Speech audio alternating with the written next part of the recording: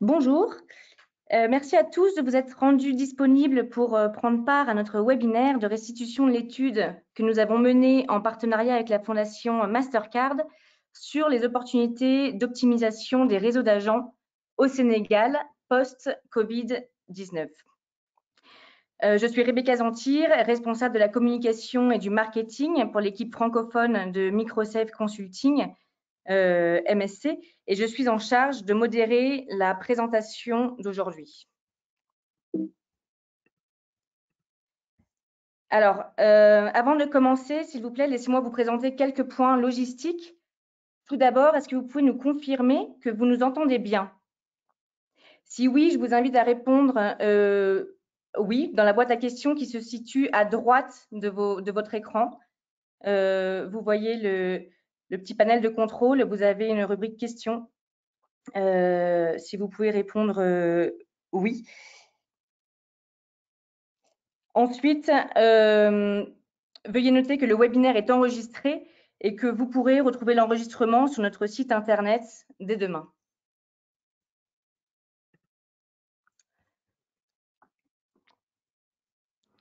Ok, j'ai l'impression que le son est bon.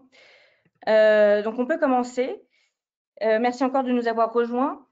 Donc, le webinaire d'aujourd'hui sera présenté par Shaylee Tucker, qui a dirigé cette étude et qui est manager senior du bureau régional de MSC en Afrique de l'Ouest et centrale.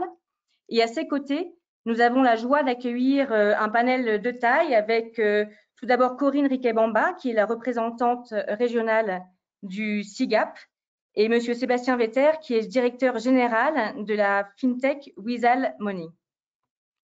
Ils partageront avec nous leur perception de l'écosystème des réseaux d'agents au Sénégal en particulier et dans la sous-région en général. Nous les interrogerons également sur leurs expériences et leurs visions.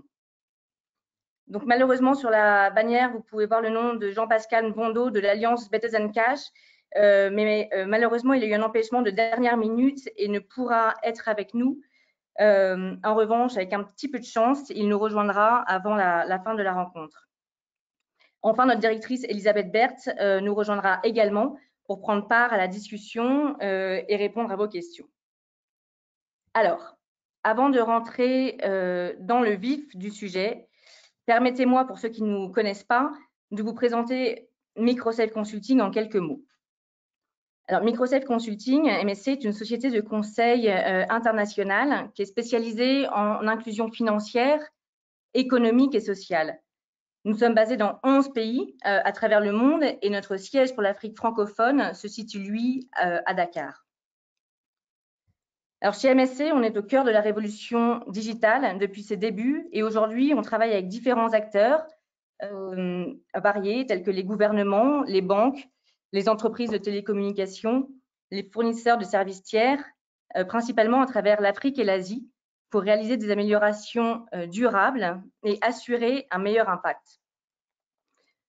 Que faisons-nous? Nous offrons des conseils stratégiques et opérationnels et aidons à mettre en œuvre des programmes en utilisant nos données et nos idées provenant de nos travaux de recherche sur le terrain qui, eux, sont enracinés dans une compréhension profonde des clients, de leurs besoins, de leurs perceptions, de leurs aspirations et de leurs comportements. Cette expérience, nous la partageons aussi à travers notre institut de formation, l'Institut ELIX, que certains connaissent peut-être. Alors, hors période Covid, nous offrons à la fois des formations privées sur mesure, mais aussi des formations publiques en présentiel, et ceci principalement à Dakar et à Abidjan. Enfin, nous offrons des formations en ligne qui bénéficient, elles, d'une accréditation de l'Université du Québec. Et nous avons déployé nos offres de formation en ligne pour faire face à la situation actuelle, et notamment une toute dernière que nous avons lancée la semaine dernière sur l'entrepreneuriat. Alors, vous avez peut-être déjà eu l'occasion de vous rendre sur ce site, mais récemment, nous avons lancé le Hub de la finance digitale, qui est un site web 100% francophone, qui fédère du contenu diversifié, comme des articles, des infographies, des vidéos, des podcasts avec des experts de l'écosystème, du matériel de formation, un calendrier d'événements, tout ça autour de la finance digitale. Donc, surtout, n'hésitez pas à vous y inscrire car cette plateforme est gratuite et a vraiment pour ambition de rassembler l'ensemble des acteurs de l'écosystème afin de pouvoir créer le plus de passerelles possibles et trouver des projets qui ont du sens. Donc, c'est vraiment cette plateforme est la vôtre. N'hésitez pas à me contacter si vous souhaitez avoir plus d'informations. Mais pour l'heure, Shaylee, la parole est à toi. Merci beaucoup. Merci Rebecca. Bonjour à toutes et à tous. Merci encore de nous avoir rejoints cet après-midi. Nous commençons avec vous notre série de webinaires sur l'impact de la COVID-19 sur l'inclusion financière en Afrique de l'Ouest. En effet, l'année dernière, MSC a mené 3 études pour évaluer les répercussions de la crise sur les réseaux d'agents, sur les micro, petites et moyennes entreprises et sur l'écosystème des FinTech. Notre webinaire aujourd'hui est donc consacré au réseau d'agents et aux opportunités de contribuer à l'inclusion financière. En effet, la possibilité d'élargir et d'optimiser le vaste réseau d'agents qui existe au Sénégal pour parvenir à l'inclusion financière et combler la fracture numérique est immense.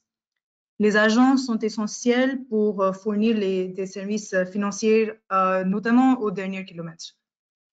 Les résultats qui vont vous être présentés sont issus d'une étude que nous avons récemment menée au Sénégal. J'aimerais prendre cette opportunité pour remercier tous mes collègues qui ont travaillé dessus. Abdoulaye, Mamadou et Axel de l'équipe recherche, Rebecca, Zineb, Rahul et Kate de l'équipe communication, et Elizabeth, Graham, Abhishek et Nitish pour leur conseil et leur vision. Aujourd'hui, nous évoquerons tour à tour les points suivants. Tout d'abord, les caractéristiques des réseaux d'agents, puis leurs stratégies d'adaptation et leurs contraintes, et enfin, nos recommandations pour accompagner les agents à travers des opportunités tirées de notre analyse, jugées prioritaires pour profiter de ce canal. Nous laisserons ensuite la parole à nos panélistes qui partageront avec nous leurs expériences à travers l'Afrique. Nous consacrerons ensuite 20 minutes aux questions-réponses afin d'approfondir ensemble le débat. L'équipe francophone de MSC a conduit cette étude d'avril à novembre dernier avec les réseaux d'agents. L'étude aborde tout d'abord les mesures mises en place par le gouvernement sénégalais et les implications pour les agents, les comportements des agents face à la COVID-19, leurs contraintes et opportunités liées aux services offerts par les agents, suivi d'un aperçu des agents eux-mêmes. Ensuite, l'étude que vous retrouverez sur notre site web, lafinancedigitale.com, synthétise les principales conclusions concernant l'écosystème de soutien qui se compose des 4 piliers clés suivants. 1. Les mesures pour encourager un meilleur accès aux services financiers. 2. Comment mieux se servir de ce canal pour offrir les services au dernier kilomètre. 3. Les mesures pour aider les agents à rester viables. Et 4. Les communications autour de la crise sanitaire. Enfin, l'étude formule un certain nombre de recommandations clés pour orienter les prochaines étapes du développement de ce canal de distribution. Et l'étude a vraiment porté sur 3 questions clés. Quelles ont été les répercussions de la COVID-19 sur les réseaux d'agents et comment les aider? Comment les agents ont adapté leurs approches et comment tirer profit de ce canal de distribution. Donc, commençons tout d'abord par un aperçu des agents au Sénégal. Lorsque l'agent mobile a été lancé il y a 10 ans, les réseaux de distribution des agents sont devenus un élément perturbateur dans le monde des services financiers, en particulier dans les pays en développement où les agents fournissaient des services financiers au dernier kilomètre, des services aux communautés rurales non bancarisées et une alternative numérique aux agences bancaires en briques et mortier que l'on retrouve principalement dans les zones urbaines qui soient viables. Aujourd'hui, les réseaux de distribution d'agents fournissent des services financiers pour accroître l'inclusion financière. Et fin 2019, selon la BCEAO, un volume de 2632 millions de transactions a été enregistré pour un montant de 28 738 milliards de francs CFA, une hausse de transactions de 38 millions en volume et 22% en valeur par rapport à l'année précédente. Cette infrastructure nous laisse des opportunités pour mieux servir la population et en même temps rendre ce canal plus durable. Aujourd'hui, dans l'utilisation, les opérations les plus utilisées sont le stockage de fonds, le retrait d'espèces et le transfert de personne à personne. Comme vous pouvez le constater, la plupart des agents au Sénégal sont des agents des opérateurs téléphoniques. Nos études dans d'autres pays nous ont montré que les agents dédiés ont un plus grand défi à relever que les agents non dédiés. Les agents sénégalais servent en moyenne 3 prestataires et donc une plus grande capacité à gérer leur activité en fonction de leurs besoins. Alors que les volumes des opérations ont baissé pendant le confinement, les agents qui travaillaient pour plusieurs prestataires de services ou disposaient d'autres sources de revenus se sont montrés plus résilients. Sur d'autres marchés, nous avons vu des agents être utilisés pour effectuer des paiements sociaux, mais ce n'était pas le cas au Sénégal. Certains pays comme la Côte d'Ivoire et la République démocratique du Congo ou la RDC ont mis en place des partenariats réussis avec les réseaux d'agents pour la distribution des prestations sociales. Cela a permis à toucher rapidement et de manière transparente les ménages les plus vulnérables et de leur apporter une aide indispensable sous forme de transfert monétaire. Pour améliorer l'efficacité, réduire les coûts et augmenter la qualité de leurs services, les prestataires doivent d'abord comprendre les possibilités offertes par les nouvelles technologies, les partenariats stratégiques et les modèles d'affaires des entreprises, et repenser leur approche de la gestion du réseau d'agents pour tirer profit des opportunités. Ils pourraient également investir dans de nouveaux produits et services pour les agents afin de maintenir leur motivation. Comme nous allons probablement continuer à avoir des vagues de couvre-feu, il est nécessaire de développer des tactiques pour réduire l'impact sur cet important canal de distribution, mieux les impliquer et garantir à leur entreprise de rester viable. Pour les futures crises, le gouvernement pourrait classer les agents d'agents mobiles comme services essentiels, les autorisant à avoir les horaires d'ouverture plus longues. Et donc, alors, quelles ont été les répercussions de la COVID-19 sur les réseaux d'agents au Sénégal? Malgré la levée des mesures de confinement, les revenus des agents restent inférieurs à ce qu'ils étaient il y a un an. Les agents d'agents mobiles du Sénégal ont été confrontés à une baisse de la demande et à des pénuries de liquidités pendant la pandémie et n'ont pas encore retrouvé leur niveau d'activité de 2019. L'augmentation des frais de déplacement dans les transports locaux et la distanciation sociale ont renchéri et compliqué la gestion de la liquidité. Beaucoup se sont adaptés à la situation en réduisant leurs horaires d'ouverture et les heures de travail de leur personnel, en limitant les montants d'opérations et en privilégiant les produits digitaux de certains partenaires.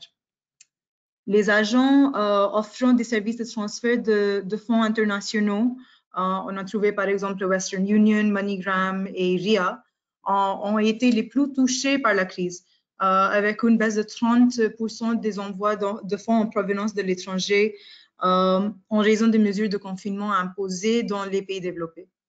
C'est pourquoi le ralentissement a été plus important pour les agents en zone urbaine, car leurs transactions étaient en grande partie à des fins commerciales. Après le confinement, l'activité a repris, mais est toujours au ralenti par rapport à la période pré-pandémie, dû au ralentissement économique et à la baisse des transferts internationaux. La pandémie représente une opportunité d'élargir l'accès aux services financiers par le biais de canaux numériques et des réseaux d'agents et comprendre ce qui fonctionne pour être mieux préparé aux crises futures. Le projet d'interopérabilité des services financiers numériques doit avancer pour rendre leur utilisation plus facile. Ceci doit être accompagné par l'encouragement de l'adoption de services d'agents mobiles à travers une amélioration de la stratégie d'éducation financière aussi. Les agents d'agents mobiles dont les revenus ont baissé ne peuvent pas se diversifier de manière adéquate sans aide extérieure. Ils vendent d'autres produits, soit d'épicerie, bijoux ou produits cosmétiques, mais ces options ne sont pas suffisantes pour compenser leur baisse de chiffre d'affaires. Les agents ont couvert leurs propres coûts pour maintenir les efforts d'assainissement malgré la baisse de leurs revenus, avec un soutien quasi inexistant de la part de leurs gestionnaires de réseau en termes d'assainissement ou de masques. Les réseaux d'agents des zones rurales ne sont pas au courant des mesures gouvernementales en faveur des petites et moyennes entreprises.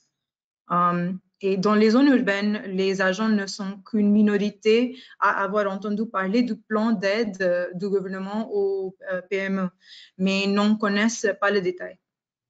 Ils n'ont pas essayé d'en bénéficier car ils craignent de ne pas être en mesure de fournir les documents nécessaires pour recevoir ces fonds, notamment ceux liés à une banque ou à une institution de microfinance. Spécifiquement par rapport aux femmes, elles ont demandé une formation en gestion pour améliorer leur performance commerciale. Donc, la reprise économique et l'assouplissement des restrictions ont provoqué un afflux de clients dans les agences et la plupart effectuent des opérations de retrait avec une forte demande pour le service offert par Orange Money en raison des tarifs attractifs et de leur facilité d'utilisation par les clients et les agents. Le défi, la liquidité est toujours un défi pour les agents. Les agents sont souvent confrontés à des coûts directs et indirects élevés liés au rééquilibrage. Les coûts directs comprennent les dépenses engagées pour se rendre au point de rééquilibrage et les frais d'accès à la flotte. Avec l'augmentation des coûts de transport, ces dépenses ont augmenté. Les coûts indirects comprennent les coûts d'opportunité lorsque les agents doivent quitter leur point de vente pour se réapprovisionner en flotte dans un autre lieu. La distanciation sociale imposée dans les banques signifie des périodes d'attente plus longues sur place et ces banques sont souvent loin des points de vente des agents. En réponse à la crise, les agents ont adapté leur approche pour améliorer leur trésorerie. Pour le recouvrement, ils ont décidé de privilégier les produits de transfert d'argent qui leur permettent de récupérer leur argent plus rapidement auprès des services de transfert d'argent concernés. Plusieurs agents ont indiqué que c'est avec Wari qu'ils ont le plus de mal à récupérer leurs fonds, faisant état de difficultés et de retard de rééquilibrage. Pendant la période de couvre-feu, certains agents ont décidé de plafonner le montant des opérations, ce qui leur a permis de gérer leur liquidité sans avoir à se rendre fréquemment dans les banques. Après la levée du couvre-feu, les agents ont supprimé ces plafonds qu'ils s'étaient imposés eux-mêmes. Les agents ont révélé aussi que le soutien des différentes parties prenantes était faible, voire inexistant. Pas de facilité au niveau de banque, pas de priorité dans les files d'attente aux banques pour un approvisionnement rapide. Ils attendent plus de soutien de fournisseurs pour renforcer leur liquidité. Le développement de sources de revenus alternatives permettant de résister aux crises futures pourrait être réalisé en créant des partenariats stratégiques avec une variété d'acteurs publics et privés, tels que les ministères qui distribuent les paiements sociaux et les compagnies d'assurance. Le gouvernement du Sénégal et la BCEAO pourraient envisager d'encourager un plus grand partenariat public-privé avec les gestionnaires d'argent et les fournisseurs de services financiers numériques pour accélérer l'adoption des paiements et des transactions numériques, en particulier les paiements G2P ou gouvernement à personne. Grâce à leur large portée, en particulier dans les zones rurales, les agents d'argent mobile peuvent non seulement servir de canaux de distribution, mais également de canaux de communication pour un partage d'informations précises au sein de l'ensemble de la population. Il existe toujours les défis tels que le manque de confiance ou la crainte de la fraude, Donc, les efforts doivent être accompagnés d'activités de marketing de masse. Les agents ont un rôle crucial à jouer pour réduire la fracture financière et numérique, notamment dans les zones rurales. En participant au programme gouvernemental Smart Sénégal, qui vise à déployer des infrastructures de réseau et de télécommunications et à mettre en place des plateformes technologiques, ils peuvent contribuer de manière significative à l'amélioration des conditions de vie de la population. Ils peuvent non seulement servir de relais aux services administratifs, par exemple pour la délivrance de cartes d'identité ou le paiement des impôts et des factures de services publics, mais aussi participer à la mise en œuvre des stratégies nationales d'éducation financière et numérique au Sénégal. Les fournisseurs de commerce électronique, les compagnies d'assurance et d'autres entreprises qui souhaitent développer leur portée pourrait améliorer la capacité des agents à générer davantage de transactions de dépôt et de retrait par client, ceci en diversifiant leur offre de services, élargissant ainsi le rôle essentiel des agents. Sachant que la COVID-19, malheureusement, est en train d'accélérer le développement de...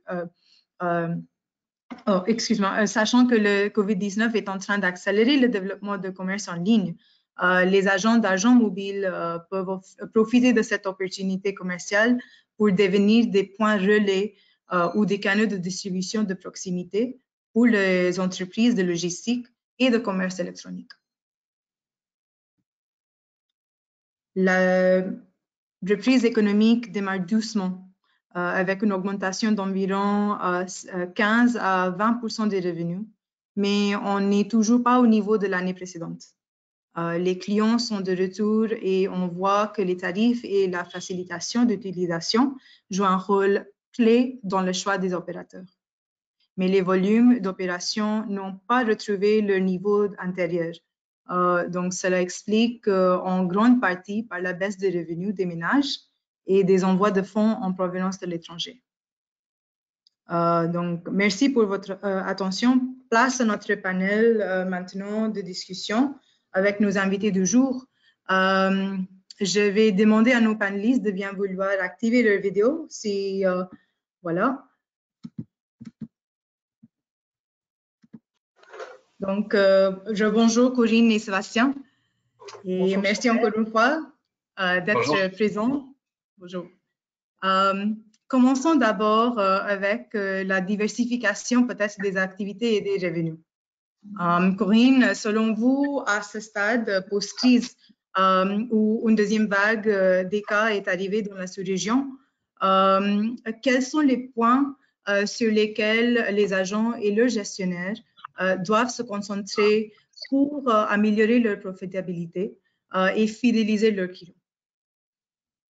Merci Shelley pour cette question. Bonjour à tous. Je pense que vous avez déjà un peu apporté des éléments de réponse dans la présentation, mais je pense que l'agrégation des services est sans doute une partie de la réponse à cette question. En effet, des recherches qui ont été menées par le SIGAP démontrent qu'on a une variété de modèles commerciaux pour les agents qui émergent et qui sont utilisés par des prestataires de services financiers et numériques pour améliorer la viabilité des agents, en particulier dans les zones rurales, grâce à une plus grande agrégation de services. Donc, en diversifiant en fait la gamme de services offerts via leur réseau d'agents, les prestataires de services financiers et numériques améliorent la capacité de leurs agents à gérer plus de transactions, de dépôts et de retrait par client, ce qui va évidemment favoriser leur viabilité, surtout dans le cas particulier en zone rurale,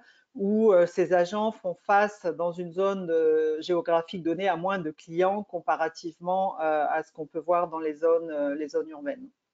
Donc, ces nouveaux modèles d'affaires conduisent les prestataires donc à partager leur réseau d'agents avec d'autres prestataires, qu'ils soient des prestataires de services financiers ou des prestataires de services non financiers, et donc à monétiser en fait la distribution de services proposés par des prestataires tiers. Et on voit aussi qu'avec donc la technologie numérique qui permet un certain niveau d'intégration des services sur une même plateforme numérique, ça va évidemment faciliter l'émergence de ces nouveaux modèles d'agents où on agrège plusieurs types de services. Bon, dans la sous-région, on a quelques exemples. Par exemple, InTouch qui offre ce type de plateforme qui intègre l'offre de plusieurs prestataires et qui est géré par un agent avec un fonds de roulement unique, ce qui facilite grandement les choses. En Côte d'Ivoire, on pourrait citer Serfin aussi et ses points CFA. Donc, il y a un autre exemple d'agrégation de différents types de services de paiement, qu'ils soient en carte ou en mobile money, mais aussi des services non financiers comme les abonnements au canal de télévision, par exemple. Donc, du point de vue du client, maintenant, cette agrégation, évidemment, elle est très pratique. Donc, on a des agents qui font partie de la communauté, donc qui offrent un accès pratique à des services qui sont valorisés et qui correspondent à des besoins des clients. Donc, ces agents sont aussi perçus comme des agents de confiance et fiables dans la communauté. Et donc, ils peuvent tirer parti des relations existantes avec les clients pour gagner en proximité à la fois physique et sociale. Donc, c'est un avantage pour toutes les parties. Cependant, je voudrais souligner que si cette diversification est essentielle et doit être, je dirais, envisagée dès maintenant, sans plus attendre, si elle ne l'a pas encore été, les résultats vont être visibles plus à moyen et long terme. Donc, on devrait aussi combiner cela avec des pratiques à plus court terme, surtout dans ce contexte de pandémie tel qu'on l'a connu, pour pouvoir, je crois que vous l'avez aussi souligné, considérer ces agents comme étant des services essentiels pour qu'ils puissent rester ouverts dans des situations où il y a des périodes de couvre-feu, où on ferme un certain nombre de commerces. Donc, considérer ces agents comme des services essentiels est important pour qu'ils puissent notamment servir de canal pour délivrer, par exemple, des aides sociales et aussi permettre aux personnes à faible revenu qui ne sont pas par ailleurs bancarisées de pouvoir continuer à effectuer les transactions qu'ils ont l'habitude de faire auprès de ces agents. Donc, voilà ce que je voulais partager sur ce point en particulier. Merci Corinne. C'est bien que vous avez souligné comment la différence entre les mesures court terme et aussi pour le moyen et long terme.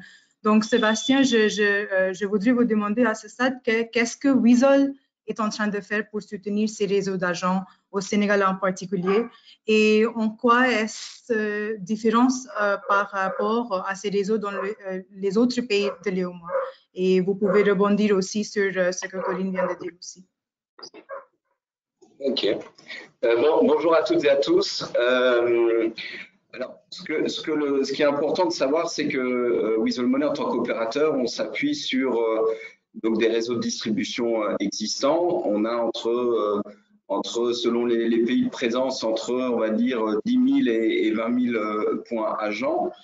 Et du coup, on travaille avec aussi bien des banques, des agrégateurs. Corinne a parlé de InTouch, on travaille aussi, InTouch et Serfin, on travaille aussi avec Proximo, des SFD comme Cofina, comme Amifa, des grossistes telco ou encore des points individuels. Et évidemment, ces acteurs, ces acteurs de la distribution, ces agents, est un point essentiel dans notre activité. Sans eux, on est clairement rien. Et donc c'est important pour nous de pouvoir les accompagner au quotidien. Et en fait, on a deux axes majeurs. Un premier axe qui est essentiel, c'est de leur garantir un commissionnement attractif, quels que soient les services que l'on va proposer. Et c'est un peu d'actualité puisque, si je prends le cas du Sénégal, il y a un des acteurs importants qui vient de revoir à la baisse son plan de commissionnement. Et donc, ceux qui en pâtissent en premier lieu sont nos agents. Donc, quelle que soit l'offre que l'on propose, on essaie justement de leur garantir un commissionnement pour que ils aient derrière la liquidité et l'envie de commercialiser notre offre. Et vraiment, c'est un point essentiel. Le deuxième point, c'est de pouvoir aussi travailler avec eux pour leur proposer des nouveaux produits. Alors, je vais parler que de la partie mobile money.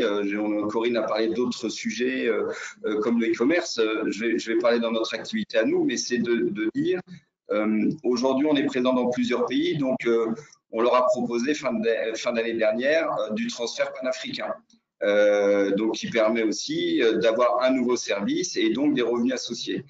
De pouvoir aussi faire, vous avez parlé dans l'étude des acteurs remittance, c'est vrai que peut-être que les acteurs,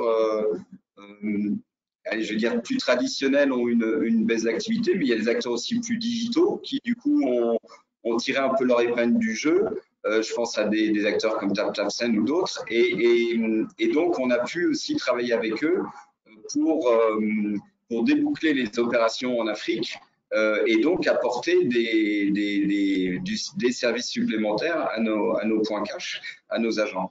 Et puis aussi, c'est la crise a un peu accéléré tous ces aspects-là, mais c'est de proposer d'autres services. Et quand on a d'autres services, tout le monde connaît les paiements de factures, hein, d'eau, d'électricité, qui sont finalement de la délégation d'encaissement de ces acteurs-là. Ben, on a d'autres structures qui maintenant aussi digitalisent ces flux-là, comme les écoles pour payer les frais de scolarité, comme payer son loyer, ou encore une entreprise qui va proposer aussi l'encaissement de ces factures dans ces points-là. Alors avec de la monnaie électronique, donc en passant des acteurs comme nous, mais surtout, ça, encore une fois, ça apporte des services supplémentaires au point cash. Et pour moi, c'est voilà, les deux axes principaux, le commissionnement, rester attractif et puis étoffer l'offre de service. Déjà dans le mobile money et puis comme Corinne en a parlé aussi, l'étoffer sur d'autres types de services supplémentaires. Merci Sébastien. Et Corinne, voulez-vous rajouter quelque chose sur ça en termes de quel type de services complémentaires les agents peuvent offrir et peut-être spécifiquement pourriez-vous citer des exemples de réussite d'autres marchés aussi, surtout en Afrique?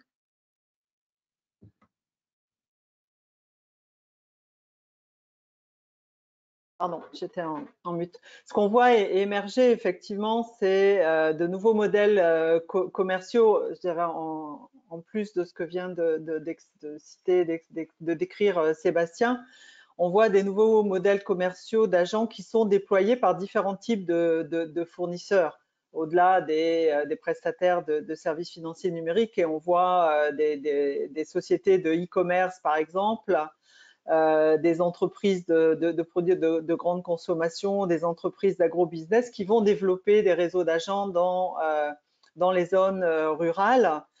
Et par exemple, ce nouveau type de modèle d'agent, ça pourrait être une entreprise de e-commerce, par exemple, qui permet à ses agents de satisfaire la demande des clients pour des dépôts et des retraits de fonds qui sont liés non seulement au paiement des marchandises qui sont achetées en ligne, mais aussi au transfert d'argent et à d'autres services classiques. Donc, cette entreprise de e-commerce, elle va en outre permettre à ses agents d'offrir ces services sur une plateforme numérique unique qui utilise un fonds de roulement unique en s'associant et en intégrant sa gestion des systèmes avec d'autres prestataires de services, que ce soit les opérateurs de téléphonie mobile, les banques ou des entreprises de biens de grande consommation. Et on pourrait ajouter aussi dans les zones rurales des acteurs qui vendent des intrants, par exemple, qui pourraient être associés sur ce type de plateforme et rendre des services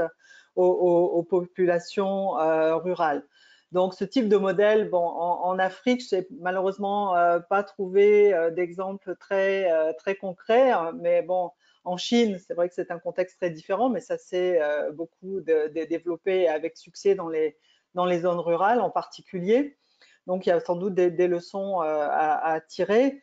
Mais peut-être un élément à souligner lorsqu'on parle d'agrégation de ce type de service, il y a quand même quelques limites et qui pourraient concerner en fait la capacité des agents à pouvoir gérer cette diversité de services, et donc la nécessité de pouvoir renforcer les compétences de ces agents et de partager les coûts aussi entre les différents partenaires donc partager les coûts entre les différents intervenants et partenaires autour de ces plateformes pour renforcer ces capacités. Et ailleurs, notamment en Chine, je crois, ce qui a prouvé en fait la viabilité et l'efficacité de ce type de plateforme, c'est que les différents partenaires ont pu partager les coûts pour former les agents, même avec un coup de pouce aussi du gouvernement pour faire en sorte que ces agents aient cette capacité et puissent être viables dans différents domaines. Donc, ce sont des pistes de modèles je pense, intéressants à explorer et qui pourraient aussi faciliter la gestion de la liquidité dans les zones rurales, qui est parfois un problème important. Oui, donc merci parce que vous avez ouvert la porte pour ma prochaine question qui parle justement le défi de liquidité qui a été exacerbé l'année dernière.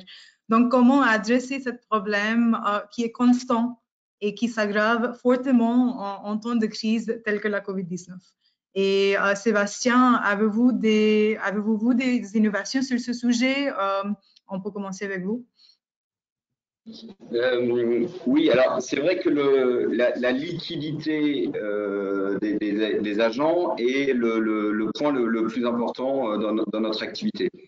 Il y a évidemment le nombre d'agents, la présentation géographique des agents, mais la liquidité est un point essentiel.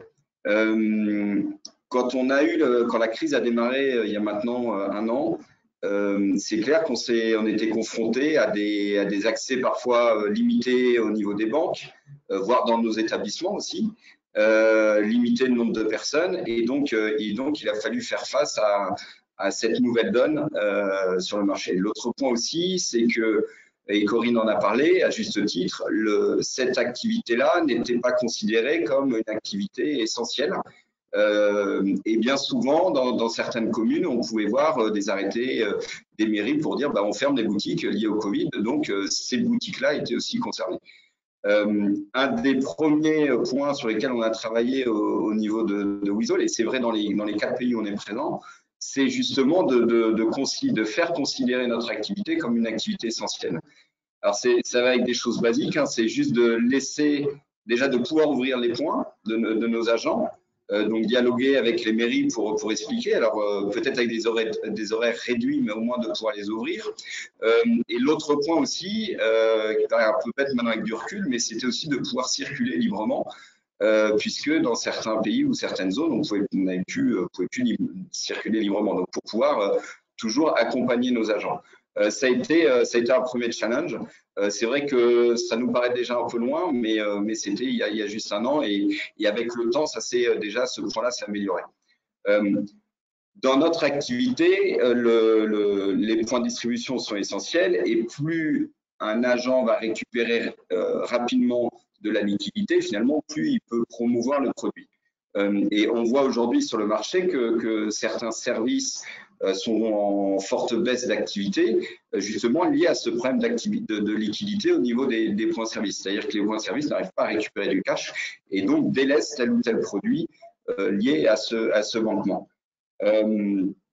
Donc, on a cherché à avoir des dérogations pour pouvoir évidemment circuler. Et puis, on a quand même senti une prise de conscience, j'allais dire, dans le milieu financier. Je mets les fintechs, je mets les banques, je mets les SFD, et du coup d'accélérer la digitalisation de certains services. Et quand je dis ça, je pense simplement aux bank to wallet, wallet to bank, pour finalement pouvoir transférer dans nos activités, mais de la monnaie électronique sur un compte bancaire en fiduciaire, et inversement quand il y a des besoins, et du coup de pouvoir le rendre ce service accessible 24 heures sur 24, 16 jours sur 7. Alors ça ne règle pas tous les problèmes, mais déjà c'est une première étape. Et on a pu signer comme ça avec une banque, avec 2 banques et une SFD. Donc les projets se sont accélérés depuis le début de la crise. L'autre point aussi, parce que pareil, la présence des banques n'est pas uniforme sur l'ensemble du territoire, des territoires nationaux. Donc c'est aussi de travailler sur d'autres sujets. Un autre essentiel est aussi de faire du wallet to card. Donc, c'est finalement débiter, qu'un agent puisse débiter son compte pour le mettre sur une carte GIM ou une carte Visa Mastercard et derrière de pouvoir retirer les fonds à tout moment. Et ça, pareil, on a accéléré ces projets-là. Alors, malheureusement, ça met un peu de temps. Ça se fait pas en 2-3 mois, c'est un peu plus long, mais en tout cas, on arrive au bout. Et puis, quelque chose de plus simple à mettre en place et qui existait peut-être un peu plus en Côte d'Ivoire et moins au Sénégal, mais c'est de digitaliser des offres de collecte et finalement, c'est arriver à faire venir du cash dans les points de vente sans que les agents aient besoin de se déplacer. Alors, quand je dis ça, je pense à quoi? Je pense à des taxes, par exemple, de marché, taxes de mairie, qui peuvent être finalement du coup déposées dans ces points de vente. Ça peut être aussi, j'en ai parlé tout à l'heure, mais des paiements de loyer. Donc, c'est du cash qui vient dans ces points de vente. Ça peut être aussi des entreprises qui digitalisent leurs encaissements et qui avaient post-Covid en fait des caisses au niveau de leur structure. Et puis, lié au Covid, ces caisses ont eu une activité qui a été ralentie ou en tout cas des contraintes. Et donc, ils ont cherché à ouvrir un maximum aussi de points de vente pour faire ces encaissements-là.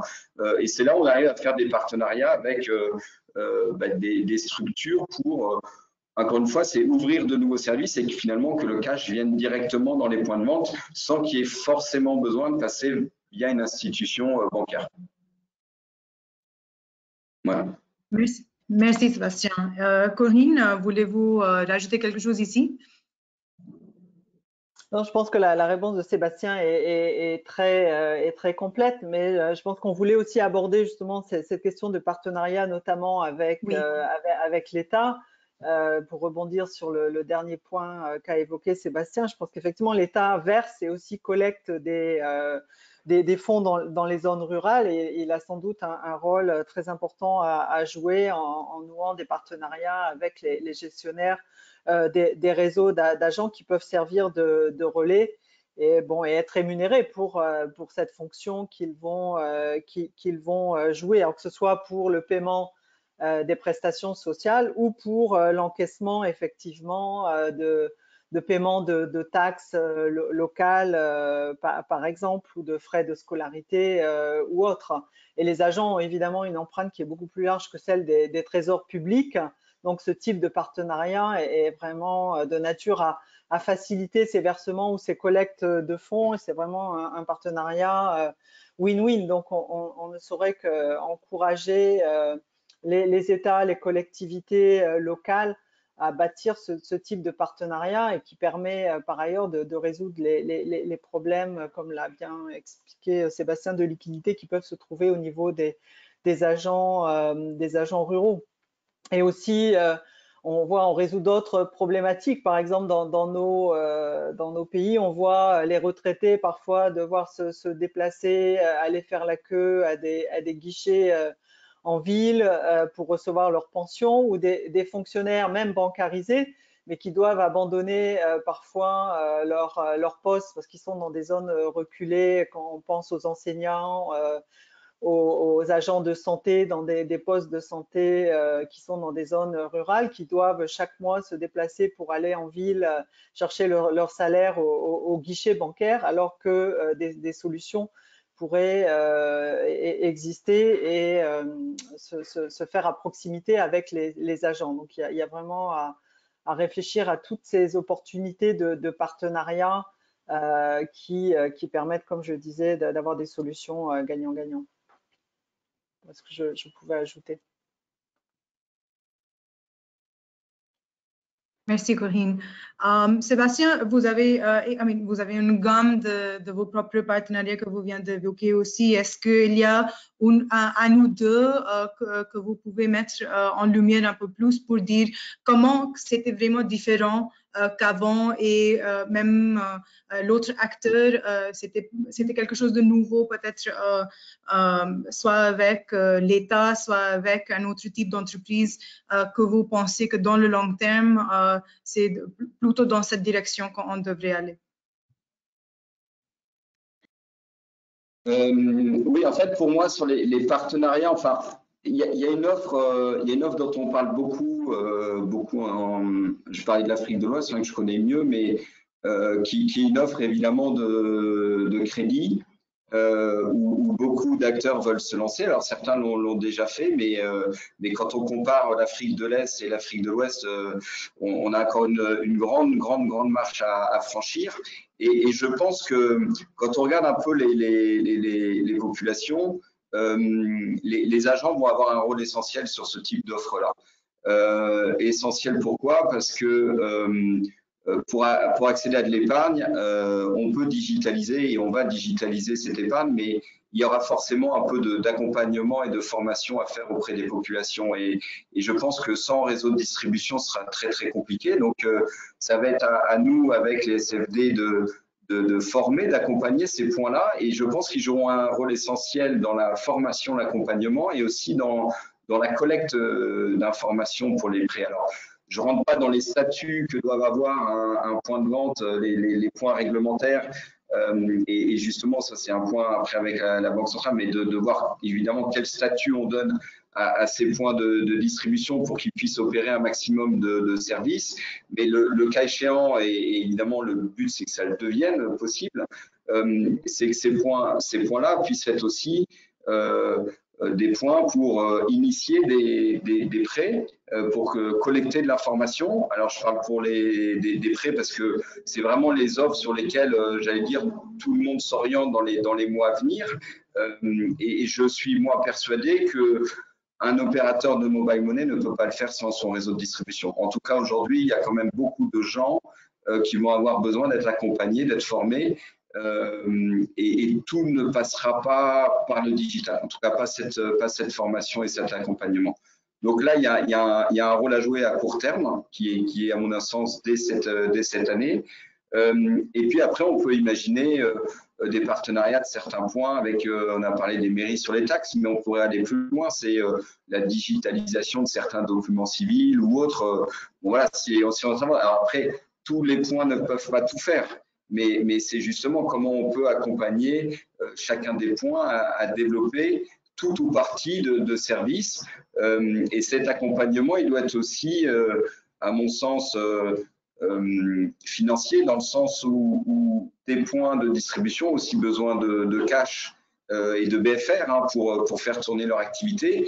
Et on parlait de prêts auprès des populations, mais c'est aussi des prêts auprès des entrepreneurs de ces points de vente-là pour pouvoir avoir finalement un BFR plus important et pouvoir faire plus de transactions. Donc là aussi, les banques et l'État ont un rôle à jouer pour accompagner ces réseaux de distribution, pas que, mais j'allais dire avec notre appui évidemment. Mais il y a des choses à faire à court et moyen terme. Oui, merci. Donc, on attend tous impatiemment l'arrivée de l'interopérabilité dans la sous-région. En attendant, Corinne, quelles sont les actions que la BCAO peut prendre aujourd'hui pour augmenter l'inclusion financière à travers les agents? Oui, l'interopérabilité semble pour bientôt, a priori. Donc, je ne suis pas certaine que les autres dispositions pourraient être effectives avant cette interopérabilité. Mais donc, je fais notamment référence en particulier à la possibilité pour les banques et les SFD, comme on les appelle dans la région, les institutions de microfinance, d'utiliser des agents pour leurs services, je dirais, bancaires classiques d'épargne et de crédit pour pouvoir plus facilement toucher les zones rurales à moindre coût et favoriser l'inclusion financière de ces populations rurales et agricoles qui restent malheureusement encore largement exclues.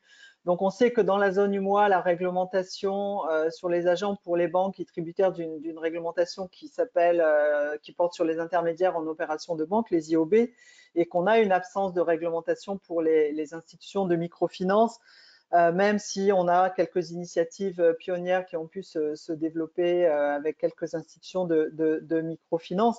Donc, mais clairement, des changements réglementaires sont nécessaires pour qu'on puisse pleinement tirer parti de réseaux d'agents pour permettre aux banques et aux institutions de microfinance de s'étendre, je dirais, plus facilement dans les zones rurales à moindre coût et pouvoir offrir leurs services de proximité en complément de l'offre actuelle de mobile money qui, grâce à ces réseaux d'agents, arrive à toucher les zones rurales. Donc, il y a ce changement réglementaire qui est important. Alors, est-ce qu'il viendra avant l'interopérabilité? Je ne sais pas, ça semble prendre du temps et je ne peux pas me mettre à la place de la BCAO pour répondre à ce sujet. Mais l'interopérabilité viendra aussi résoudre, si elle arrive au courant de cette année, comme on l'espère, viendra résoudre une partie aussi des problèmes, puisqu'à partir de là, on pourra facilement faire des transferts entre tous les moyens de paiement. Donc, c'est sûr que ça va faciliter les choses sans résoudre complètement ce problème de proximité pour les personnes qui ne sont pas évidemment bancarisées. Donc, en tout cas, cette réglementation sur les réseaux d'agents, elle est essentielle et attendue. Et on a vu dans d'autres pays comme au Kenya l'impact que ça a pu avoir lorsque une banque comme Equity Bank maintenant a, je ne sais pas combien, si c'est 30 000 agents dans tout le pays. Enfin, c'est énorme. Donc, ça permet vraiment d'avoir une empreinte en zone rurale que l'on n'a pas actuellement dans notre région. Oui. Merci Corinne. Ici, Sébastien, voulez-vous rajouter quelque chose d'autre? Juste un point, oui, sur l'interopérabilité, évidemment, on l'attend. Et puis, j'allais dire, le chantier de la Banque centrale, c'est vraiment une interopérabilité totale entre tous les acteurs. On parle des institutions de microfinance, des banques, du mobile money. Et donc, c'est très, très large. Donc, on est évidemment, et du GIM, on est preneur de cette interopérabilité. Maintenant, je pense que, alors malheureusement, je ne sais pas dans combien de temps elle sera effective, on espère le plus vite possible. Mais la crise n'a peut-être pas aidé non plus à l'avancée de ce dossier-là, parce que c'est un dossier important et lourd sur différents aspects. Maintenant, je souligne quand même qu'on peut prendre des initiatives localement entre acteurs et mettre en place cette interopérabilité. Et c'est finalement après aussi de la bonne volonté des uns et des autres. On ne pourra pas faire une interopérabilité globale, on ne peut pas faire une interopérabilité avec toutes les banques, le GIM, les NIMES. Ça, c'est vraiment le rôle de la Banque centrale et c'est un dossier important. Maintenant, entre acteurs de mobile money, on peut y arriver. En tout cas, il n'y a pas de frein technique, il y a juste une volonté de le faire. Et j'encourage, voilà, je nous encourage, je me mets complètement dedans, à aller dans ce sens-là pour le bien des clients, pour le bien des agents. Et voilà, et donc c'est possible. Merci. Et donc, passons peut-être sur un autre défi, le problème de l'infrastructure, qui n'est pas en reste et qu'on soit en zone urbaine ou rurale, la connectivité et la couverture réseau font souvent défaut. Donc, en ce sens, Sébastien, quelles sont les actions prises par Wizall pour élargir la couverture? Alors c'est un point essentiel et surtout quand on veut travailler en milieu rural et notamment on a parlé tout à l'heure un peu du monde agricole, Corinne en a parlé. On a dans tous les pays d'Afrique de l'Ouest évidemment des zones, ce qu'on appelle les zones blanches, de non-couverture par les réseaux telco, que ce soit voix et data. Et on a rencontré en 2020, on a eu un challenge.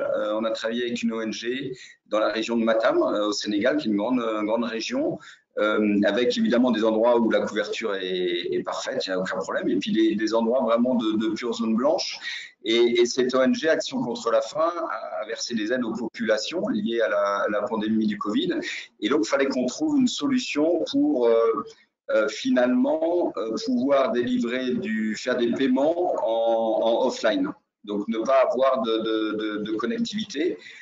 Donc on a mis en place avec eux des wallets sur des cartes NFC, donc qui permettaient d'enregistrer de la donnée sur la carte. Et puis d'aller dans ces zones non couvertes et finalement d'y aller avec des agents que l'on a formés et équipés d'outils pour pouvoir faire des opérations en offline. Alors c'est une grande nouveauté pour nous. On l'a testé donc au Sénégal. Ça a fonctionné sur la région de Matam et puis on va le dupliquer cette année dans d'autres régions du Sénégal si on tombe sur des régions non couvertes et puis surtout dans les autres pays où on est présent, Mali, Burkina et Côte d'Ivoire.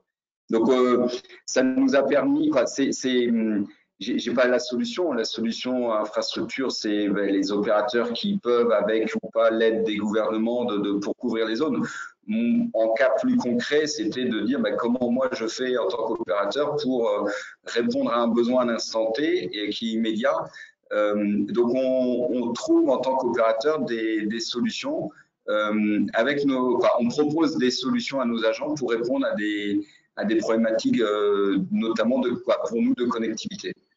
Maintenant, il y a un vrai chantier à faire sur ces zones blanches. Est-ce qu'il peut y avoir un accord entre les opérateurs? Est-ce qu'il y a une aide de l'État ou autre organisme pour couvrir ces zones-là, pour que tout le monde ait les mêmes accès aux mêmes services, quel que soit l'endroit sur le territoire. Okay. Merci. Peut-être passons maintenant. Lundi était la journée internationale dédiée aux femmes. Et le genre est une question importante quand on parle d'argent. Selon vous, quels sont les 2 points les plus importants sur lesquels l'État et les fournisseurs des services financiers numériques doivent se concentrer en collaboration avec les réseaux d'agents afin d'accroître l'adoption et l'utilisation active de l'argent mobile chez les femmes? Peut-être les femmes d'abord, Corinne. Merci Shelley.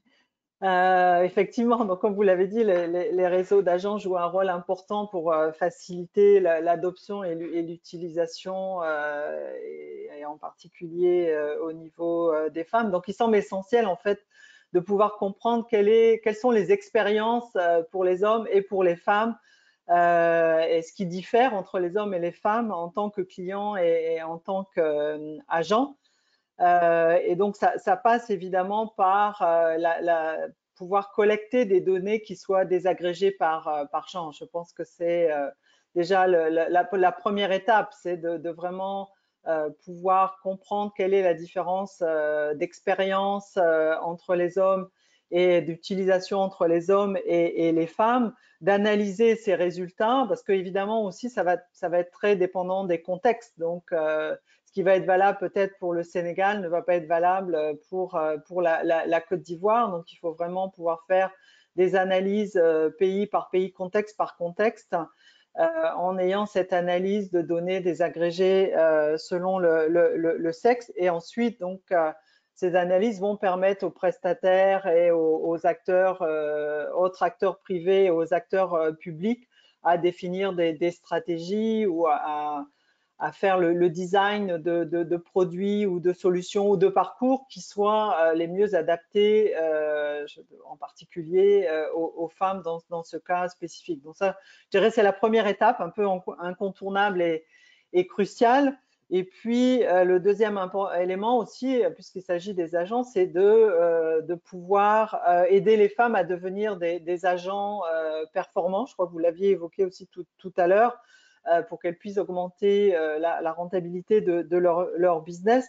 Donc, pouvoir bien comprendre leurs contraintes en matière d'accès au capital notamment, et en termes de formation aussi, pour pouvoir les accompagner au mieux pour que ce soit des agents performants. Et on sait aussi que dans certains contextes, c'est très important d'avoir des agents femmes pour pouvoir servir plus spécifiquement les femmes. Donc, c'est essentiel d'être attentif à ces sujets-là.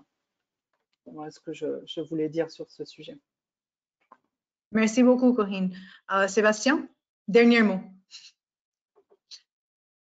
Oui, alors sur les réseaux d'agents, on travaille avec tout type de réseau d'agents, hommes-femmes. C'est vrai que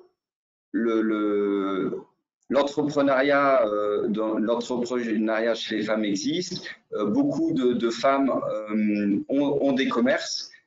Alors je vais être traité à terme, mais c'est vrai que quand on voit quelqu'un qui va vendre des tissus, quelqu'un qui va vendre tel ou tel produit, a déjà son commerce, souhaite le développer et une activité d'agent mobile money, hein, quels que soient les opérateurs, mais peut aussi permettre de développer cette activité. Et en fait, ce que l'on regarde, nous, c'est comment accompagner le réseau de distribution et notamment les femmes sur une activité principale qu'elles ont aujourd'hui de commerce et d'y adosser le rôle d'agent en mobile money. Et donc, on est en train de regarder, alors c'est comme dit Corinne, hein, il faut aussi faire un peu des études, les zones géographiques, quel type d'activité, mais on est en train de regarder pour travailler sur ce type-là et promouvoir l'entrepreneuriat hommes-femmes, mais c'est vrai qu'il y a beaucoup de femmes qui sont dans le commerce, qui ont des petits points de vente et qui peuvent comme ça, et une volonté aussi de développer leur activité et donc voir comment on peut accompagner des groupements dans le développement de leur activité principale avec une activité d'agent mobile money associé.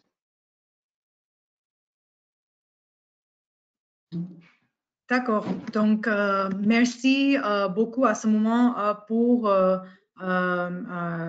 votre réponse enrichissante et pour cet échange. Je propose que, étant donné l'heure, que nous arrêtions ici pour parler très rapidement des points à retenir avant de passer à la session questions-réponses.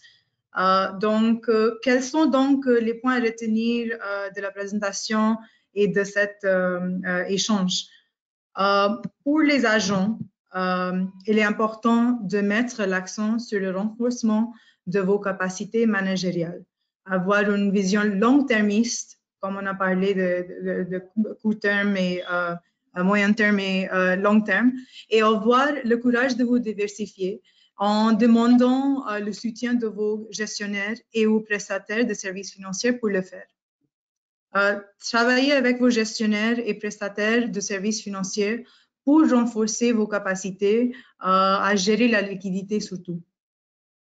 Pour les opérateurs de réseau mobile ou de transfert d'argent, pour les institutions financières et gestionnaires de réseau d'argent, ce qui est indispensable, c'est de faire des visites terrain plus fréquemment afin de mieux comprendre la situation réelle des agents et leurs besoins de façon à ce que leur service puisse continuer à se développer. Fournir des consignes de sécurité aux agents pour souligner l'importance de continuer à respecter les mesures sanitaires dans leurs locaux pour eux-mêmes comme pour les clients. Envisager d'augmenter temporairement les commissions des agents et leur consentir des avances de liquidité pour les aider à rester en activité, ce qui leur permettra de maintenir leur couverture.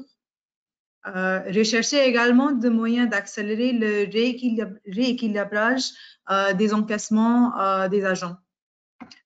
Déplacer la concurrence au niveau de l'offre de produits en développant une proposition de valeur qui réponde mieux aux attentes des clients. Et finalement, mutualiser les dispositifs d'appui aux agents afin de renforcer la qualité du suivi et focaliser leurs efforts sur le développement de produits et stratégies marketing. Pour les grandes entreprises du commerce électronique et de logistique, tout d'abord, faciliter la collaboration entre les réseaux d'agents et vous. Examinez attentivement vos objectifs pour vous engager avec les points de service pour savoir comment vous pouvez optimiser les réseaux de leurs clients au dernier kilomètre. Par exemple, avec des points de livraison de produits variés chez les agents. Pour le gouvernement, il pourrait s'impliquer davantage en continuant le dialogue avec les acteurs de l'écosystème et impliquant les réseaux d'agents dans la digitalisation des paiements et inclusion financière, en collaboration avec les fintechs surtout et les institutions financières classiques aussi. Investissons du temps pour mieux comprendre l'écosystème des réseaux d'agents et les intégrer dans une mise en œuvre convergente des stratégies nationales de l'inclusion financière, de l'éducation financière et de la littératie numérique. Et finalement, en répondant ainsi aux craintes et rumeurs de fraude, qui est une réalité toujours. Enfin, pour les donateurs, il est très important d'investir dans l'éducation financière et la littératie numérique, étant donné les taux à ce moment. Aussi de promouvoir les success stories de collaboration entre les États et les prestataires des services financiers numériques pour stimuler les partenariats publics-privés dans la région. Et finalement, de soutenir la diversification des réseaux d'agents en finançant l'innovation et le développement des services complémentaires, comme on a mentionné, que les fintech startups ainsi que les autres institutions financières peuvent offrir grâce aux réseaux d'agents. Donc, avec ça, je vous remercie de votre temps. J'espère de ne pas avoir prendre trop de temps et passons sans plus tarder aux questions et réponses. Rebecca, tu as la parole.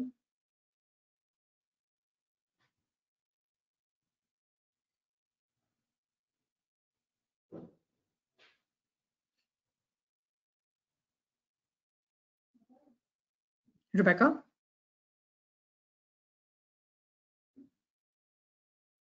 Excusez-moi, je suis là. Okay. Excusez-moi, vous m'entendez? Oui. Oui, excusez-moi, j'avais un petit problème de son. Hop, c'est reparti. Donc oui, merci Shaili, pardon. Donc on est en effet prêt à passer à la question, à la partie questions-réponses. Alors, vous avez été très nombreux. On a une vague de questions. Donc malheureusement, étant donné le temps imparti, je ne suis pas sûre qu'on ait le temps de répondre à l'ensemble des questions, mais ne vous inquiétez pas.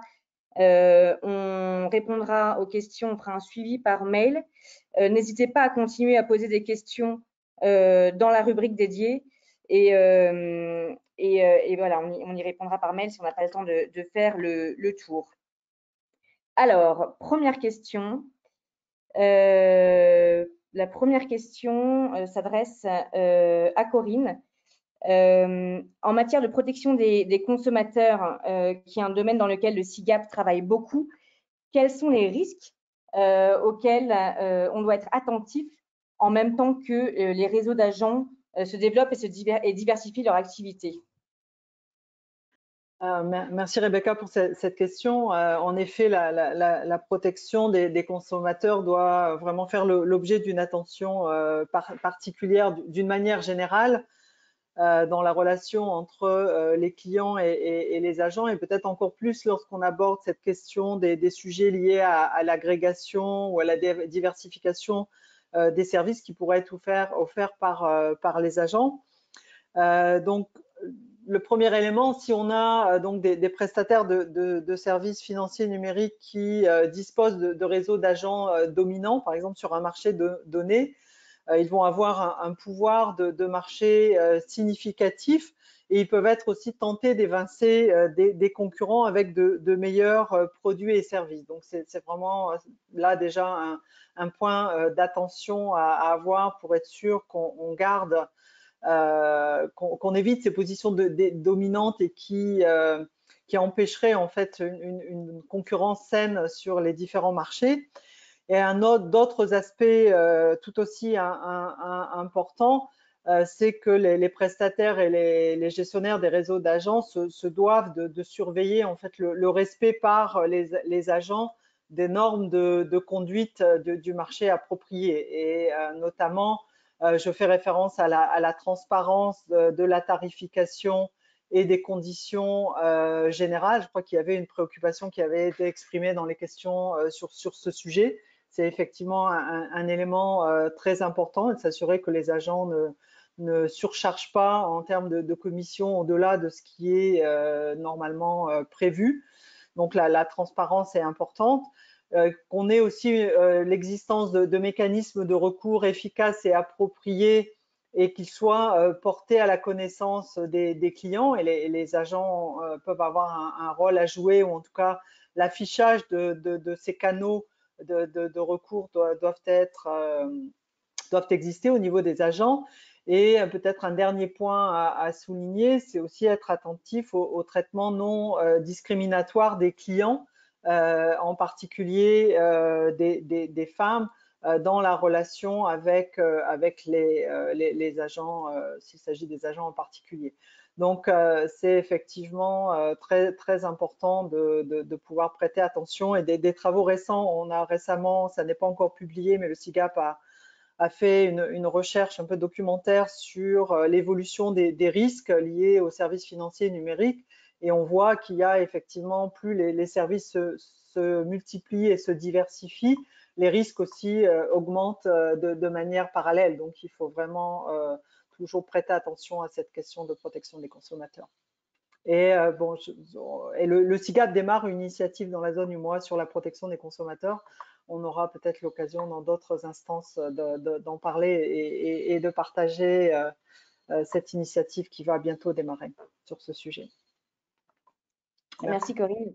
Merci Corinne, très certainement, c'est une question primordiale. Est-ce que Sébastien voulait ajouter quelque chose, ou suivi d'Elisabeth et Shaili sur cette question? Juste, moi, c'est évidemment un point essentiel, et aujourd'hui, il y a quand même des directives qui existent. On doit informer les clients sur ce que l'on collecte comme information. On doit avoir des autorisations pour collecter aussi ces informations-là. Donc, c'est une activité qui est assez bien régulée. Après, il faut s'assurer que dans la mise en œuvre, les textes soient respectés, dans, encore une fois, l'intérêt du consommateur et de nos agents. Mais c'est assez bien cadré. Après, il faut que ça soit appliqué sur le terrain, et que ça soit en milieu urbain, en milieu rural, qu'il y ait le même niveau d'information sur toute une zone géographique. Merci Sébastien. Est-ce que, Shaili ou Elisabeth, est-ce que vous avez des points à ajouter, ou nous passons à la question? Oui, c'était juste de dire, surtout pour le Sénégal, malgré le fait que les services d'argent mobile existent depuis un petit moment, il y a toujours une grande méfiance. Donc, ça sera important, surtout dans l'éducation des clients, de les aider à comprendre, puisqu'il y a beaucoup de fausses histoires qui passent. Donc, cette éducation sera importante pour assister aussi. Merci, Elisabeth. Alors, il y a une autre question qui arrive maintenant sur le nombre d'agents. En effet, ce nombre d'agents a augmenté de façon significative dans les zones urbaines, alors que leur fonctionnement dans les zones rurales reste limité en raison des difficultés à rentabiliser les agents ruraux avec les modèles d'affaires actuels. Que faut-il faire, que faudrait-il faire pour accroître leur expansion dans les zones rurales? Corinne? Merci Rebecca. Je pense qu'on a déjà apporté beaucoup d'éléments de réponse à cette question autour de la diversification, des différents partenariats qui peuvent se nouer et qui amènent en fait je dirais des transactions et des affaires aux agents, pour qu'ils puissent être viables, y compris dans les zones rurales, et donc se maintenir sur le long terme. Ce que peut-être je voudrais ou je pourrais ajouter, c'est aussi l'État a peut-être aussi un rôle à jouer en matière d'incitation directe, qui pourrait être limitée peut-être dans le temps que l'agent puisse s'installer, puisse développer son business, mais ça pourrait être des incitations sur de la défiscalisation sur certains équipements, ou défiscalisation des revenus liés à l'activité d'agent elle-même, en tout cas pour aider à lancer ce business dans les zones rurales en particulier. Donc le cibler sur certaines zones où on sait qu'il y a un besoin de développer un réseau d'agents parce qu'il y a une clientèle qui est là et qui a besoin d'avoir recours à ces agents. On pourrait aussi, que ce soit l'État ou des bailleurs de fonds, accompagner des innovations sur des modèles collaboratifs d'agents avec des subventions pour des recherches, pour des tests, pour développer ce type de nouveaux partenariats.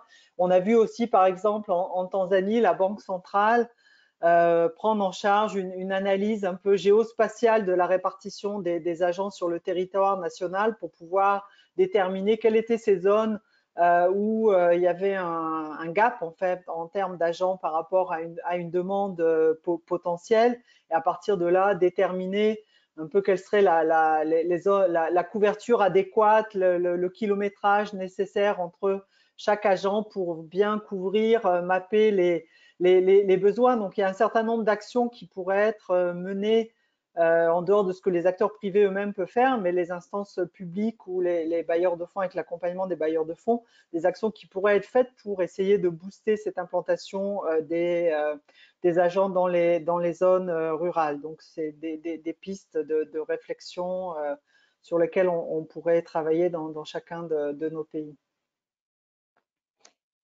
Oui, en effet, beaucoup de pistes, de solutions on voit pour équilibrer le mapping. Est-ce que le reste du panel a quelque chose à ajouter à la boîte à idées?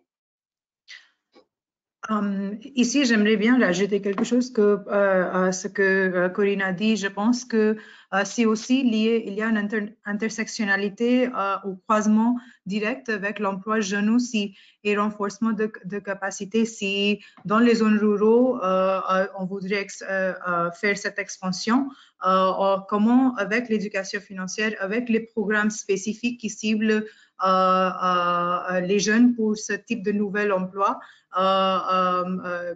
si on pense au programme comme ça, surtout en partenariat public-privé, je pense que ça va aller loin aussi. Merci, Chélie. Le temps passe. Mes questions sont très organisées. La prochaine, la gestion de la problématique de la liquidité a suscité pas mal de questions. Comment pensez-vous que les IOB au Sénégal pourraient vraiment accompagner à la gestion de la problématique de liquidité des agents qui reste fortement d'actualité? Corinne, est-ce que vous voulez… je dis que mes questions sont très structurées car je n'ai que des questions principalement pour vous. Répondre à cette question ou ajouter des points?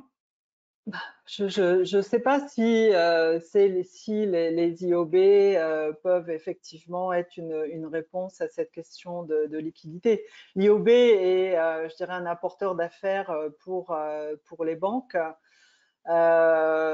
Oui, pourquoi pas imaginer effectivement un opérateur qui a un réseau d'agents qui devienne IOB d'une banque et qui donc puisse distribuer des services d'épargne ou de crédit jusqu'à un certain niveau selon le mandat qu'il aurait de la banque en utilisant le réseau d'agents. Est-ce que pour autant ça va apporter du business, ça va peut-être apporter des nouveaux services? Est-ce que pour autant c'est de nature à résoudre les problèmes directement de liquidité? Je n'en suis pas certaine. Et est-ce que vraiment ce modèle IOB est bien adapté pour cela? J'ai plutôt l'impression qu'il faudrait revoir un peu cette question d'intermédiaire en opération de banque pour avoir une réglementation un peu différente et plus flexible par rapport au déploiement d'agents bancaires d'agents agency banking dans les zones rurales. Ce que je pourrais dire par rapport aux IOB. Merci Corinne, merci pour votre rapport sur cette question qui, je pense, mériterait débat, mais étant donné qu'il nous reste peu de temps, permettez-moi de passer à la question suivante qui s'adresse à Sébastien. Sébastien, est-ce que vous pouvez nous dire quelle synergie y a-t-il entre Wizall Money et les banques et les opérateurs de téléphonie mobile? Oui, alors les synergies avec les banques, elles sont relativement simples. C'est que aujourd'hui, alors il y a deux types de synergies. Il y a une synergie qui va être stratégique, puisque dans notre activité, on est régulé par la Banque centrale et donc on a besoin d'un émetteur de monnaie électronique. Weasel Money n'est pas émetteur, donc on s'appuie sur une banque qui a cette licence et qui est notre émetteur. Donc ça, c'est une synergie forte avec une ou deux banques selon les pays dans lesquels on est présent. Après, les synergies que l'on a avec les banques, c'est que globalement, on doit pouvoir fournir à notre réseau d'agents toutes les possibilités en termes d'encaissement, c'est-à-dire de dire moi j'ai besoin d'UV, donc d'UV Weasel, je veux aller faire un dépôt à la banque et si moi je fournis qu'un seul RIB, je vais peut-être limiter l'accès à mon service. Alors je vais essayer de travailler avec toutes les banques. Ça c'est un peu le service de base pour avoir des comptes d'opération. Après, où on a été plus loin, et je crois que la crise Covid a accéléré les choses, c'est dans la digitalisation des partenariats avec les banques pour pouvoir faire du bank to wallet, wallet to bank ou du wallet to card, et notamment, alors oui pour les clients finaux, mais surtout pour le réseau de distribution. Le but étant de rendre encore une fois ces points de vente liquides. Et pour moi, de pouvoir rendre des points de vente liquides, il y a in fine, c'est avec une banque ou une institution de microfinance. Mais un petit point de vente peut aller récupérer du cash sur un point de vente un peu plus important et un point de vente un peu plus important chez un très important en termes de liquidité. Mais le très important, in fine, il est bancarisé et il doit avoir accès à des outils j'allais dire full digitaux aujourd'hui pour pouvoir récupérer du cash ou acheter des UV quand il en a besoin. Donc les partenariats avec les banques, et c'est vrai pour Weasel et sincèrement c'est vrai pour tous les opérateurs de mobile money, est très très important. Le partenariat avec les opérateurs telco, on n'a pas de partenariat particulier. En fait, un compte de mobile money, c'est un numéro de téléphone. On a, je dirais, l'avantage de ne pas être opérateur telco. Donc, c'est finalement, nous, notre solution marche sur n'importe quel type de numéro de téléphone, quel que soit l'opérateur. L'inconvénient, c'est que du coup, on part de zéro, on n'a pas de client, à l'inverse des opérateurs telco qui se sont lancés dans cette activité. Mais du coup, on n'a pas de partenariat particulier avec les opérateurs telco. Merci Sébastien. La crise de la Covid-19 a touché tout le monde de plein fouet. Tout le monde a dû s'adapter. Certains étaient plus résilients que d'autres. Quels conseils ou quelles recommandations pourriez-vous partager pour mieux se préparer aux éventuelles crises futures? Peut-être chacun son tour. Corinne? Vaste question, Rebecca. Je dirais que bon, c'est vrai que cette crise, elle a enclenché un processus. Enfin, tout le monde a vu l'intérêt de la numérisation des processus, de cette transformation numérique. Je pense qu'il faut peut-être ne pas relâcher les efforts et prendre maintenant, bon, avec peut-être moins dans l'urgence, mais à poursuivre ce travail de pouvoir intégrer le canal numérique dans les opérations, notamment au niveau des institutions financières, pour pouvoir effectivement, lorsque ce type de crise survient, continuer à toucher ces clients avec beaucoup plus de facilité. Au niveau des gouvernements, de la même façon, je veux dire, au niveau des aides sociales, qui interviennent pas seulement en période de crise, mais qu'il y a aussi des aides sociales pour les personnes les plus démunies de manière courante. Voilà, tirer les leçons et puis continuer à ce travail de numérisation, d'utilisation du canal numérique pour délivrer ces aides sociales, tout en réfléchissant à comment peut-être mieux bâtir des écosystèmes, je dirais, numériques. C'est vrai qu'on a beaucoup parlé des réseaux d'agents, des problèmes de liquidité. Si on avait peut-être plus d'accepteurs marchands du paiement numérique, bon, le problème de liquidité se poserait peut-être de moindre façon au niveau des agents. On aura toujours besoin des agents parce qu'on ne va pas arriver à des économies cashless, comme on dit, mais en bâtissant des écosystèmes plus numériques dans le milieu urbain, mais aussi dans le milieu rural, je dirais, on faciliterait probablement les choses et surtout dans des situations de crise. Donc maintenant que l'urgence de la crise est retombée peut-être ou commence à retomber, on l'espère, c'est de pouvoir réfléchir à bâtir ces écosystèmes et en particulier dans les zones rurales au travers des chaînes de valeur agricoles. Donc pour aussi bâtir un réseau d'accepteurs marchands, etc. Donc il y a vraiment un travail de fond important à faire et qui nécessite la collaboration de tous les acteurs privés et publics et sans doute avec l'aide aussi des bailleurs de fonds dans certains cas. Voilà ce que je voudrais dire sur ce sujet. Merci Corinne. Merci Corinne. Sébastien, est-ce que vous voulez ajouter quelque chose? Vous avez des recommandations à nous partager également ou des idées?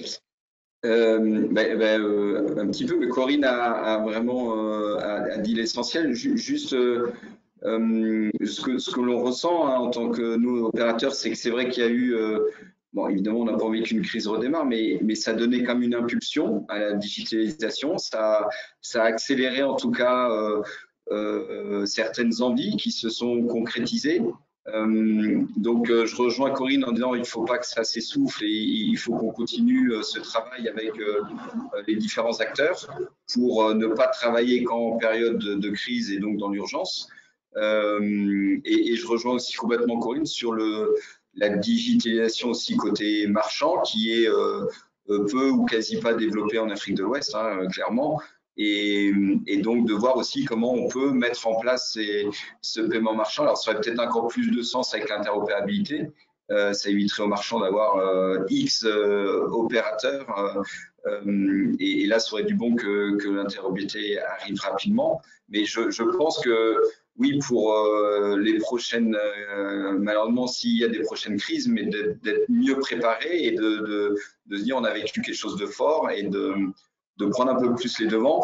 Un point essentiel aussi, moi je retiens, c'est que c'est aussi important d'être dans ces périodes difficiles, d'être proche de son réseau et d'être à l'écoute et de l'accompagner. Et je crois que, en tout cas pour ceux qui travaillent avec nous, et voilà, quand on a, comme je vous disais tout à l'heure, il y a un an, c'était d'avoir que les boutiques restent des points essentiels, puissent ouvrir, qu'on puisse leur donner de la liquidité.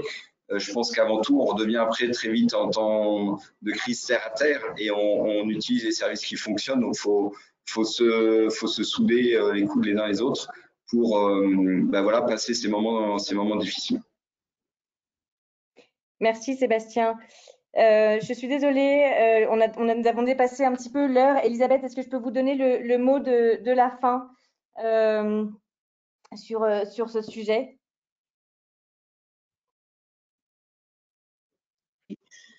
Donc, comme on a bien vu, la possibilité d'élargir et optimiser le réseau d'agents existe au Sénégal, pas uniquement au Sénégal, partout dans la sous-région. Donc, ça peut nous aider à parvenir à l'inclusion financière et combler la fracture numérique aussi. Donc, on espère de voir plus de partenariats et aussi de voir une évolution sur les agents qui peuvent servir comme guichet unique. Donc, merci Rebecca et merci à tous les participants. Merci. Merci Elisabeth. Merci Corinne. Merci Sébastien d'avoir été parmi nous. Merci à tous les participants. Comme je le disais, nous avons reçu énormément de questions. De nombreuses questions portées sur la liquidité. Pour celles-ci, nous vous encourageons là pour celles-ci à consulter les recommandations du SIGAP et de MSC qui se situent qui se trouvent sur nos sites respectifs. Nous ferons un suivi mail de toutes vos questions. N'hésitez pas à nous contacter et je vous mettrai toutes les informations dans le mail qui suivra ce webinaire avec la vidéo et le rapport en question. Merci beaucoup pour votre temps. Je vous souhaite à tous une excellente soirée et à très bientôt. Le prochain webinaire de la série sur l'impact de la Covid-19 qui aura pour thème l'impact de la Covid-19 sur les MPME aura lieu le 25 mars prochain. Donc, restez connectés si vous êtes intéressés par le sujet. Merci à tous. Très belle soirée. Merci. Au revoir à tous. Merci beaucoup. Bonne soirée. Merci. Merci beaucoup. Au revoir.